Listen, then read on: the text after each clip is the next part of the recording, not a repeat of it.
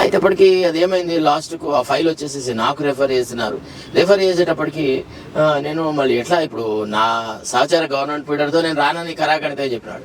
Suppose నాతో కూడా అదే రకంగా చెప్తే అవమానాలు పాలేదు కదా నేను అని చెప్పేసి నేనేం చేసినాను, గవర్నమెంట్ పీడర్ నా దగ్గరికి ఫైల్ పట్టుకొని వస్తే ఆయన అన్నాను ఏమని, నువ్వు సోమేష్ కుమార్ కు కలుపు ఫోను, ఆయన ఏం చెప్తాడో నువ్వు విను, నువ్వు నాకు స్పీకర్ నొక్కు అన్నా. అంటే నా ముందే మాట్లాడితే ఇదే రిపీట్ చేసినాడు. I have no business, I won't come. It is your job. How you look after is your concern. I am not going to come అని అన్నాడు. అనేటప్పటికి నేనేం చేసినాను, ఇంకా సపోజ్ అతనికి అదే సమాధానం చెప్పినాడు, నాకు అదే సమాధానం చెప్పాడు. అతన్ని అడిగి నేను నా పరువు కొట్టుకోవడం ఎట్లా, ఈ కేసుని ఎట్లా రిప్రజెంట్ చేసేదా అనే ఆలోచన వచ్చేసి నేనేం చేసినాను, అప్పుడు చీఫ్ సెక్రటరీకి రిపోర్ట్ చేసినాను. ఏమని, ఇట్లా మీ secretary is refusing to appear before the court. There is an order by the court to appear. If at all, if the secretary doesn't appear, it may lead to an eventuality in which even the chief secretary may be summoned. The judge is very strict.